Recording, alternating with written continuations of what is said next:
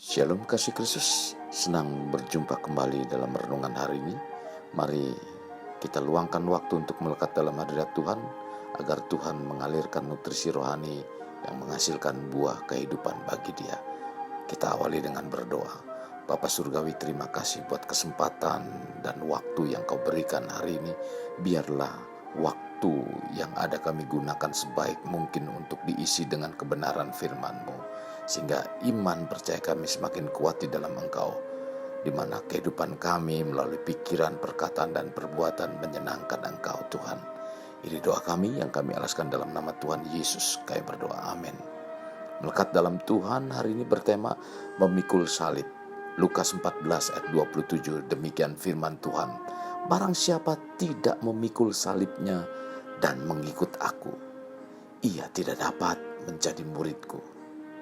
Kasih Kristus, bila kita berbicara tentang memikul salib, kalimat ini bila diterapkan dalam hidup keimanan kita sebagai murid Yesus, pengertiannya mengarah kepada keadaan-keadaan yang tidak menyenangkan, yaitu penuh penderitaan. Tetapi ada juga yang mempunyai pandangan sebagai murid Yesus adalah anak raja yang akan mendapat kemewahan hidup, di mana Tuhan mencukupi seluruh keperluan hidupnya. Kedua pandangan ekstrim ini bila tidak memahami arti kekristenan dengan sungguh, maka pengiringannya dalam Tuhan akan menimbulkan banyak permasalahan.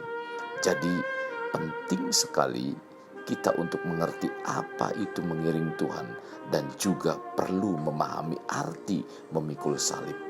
Kasih Kristus, bila kita memperhatikan apa yang dikatakan oleh Yesus sejak awal, barang siapa yang tidak mau memikul salibnya dan mengikuti Yesus, dia tidak akan dapat menjadi murid. Apa arti memikul salib bagi kita sebagai orang Kristen?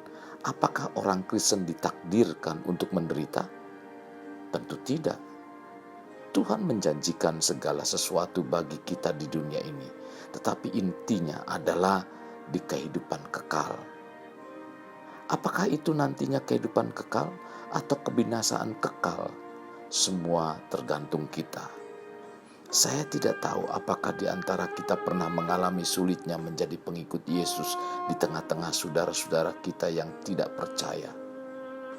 Saya juga tidak tahu apakah kita pernah mengalami tekanan, penderitaan, mengalami diasingkan atau dianaktirikan, bahkan diusir dari rumah atau lingkungan ketika kita memutuskan untuk setia pada Yesus.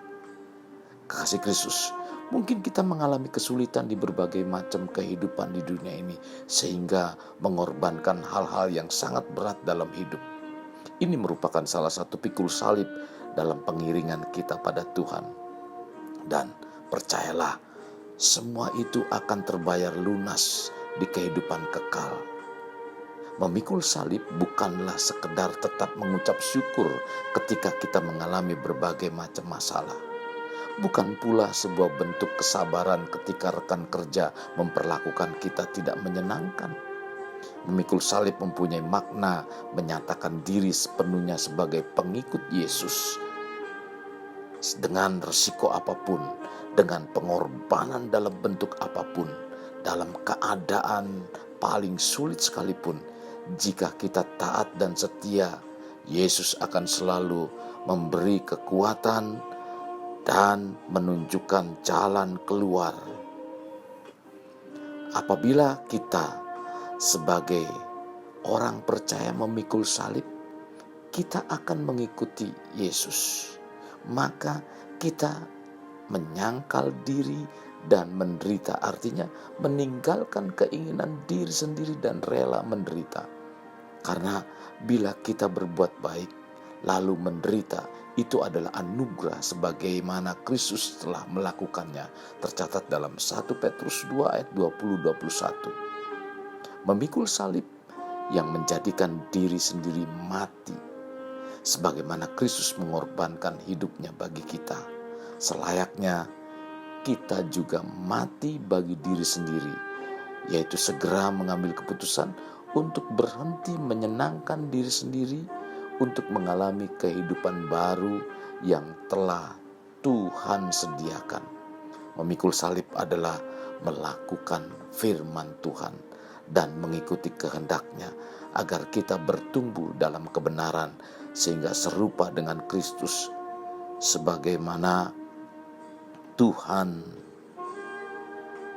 dan Bapa telah lakukan bagi kita.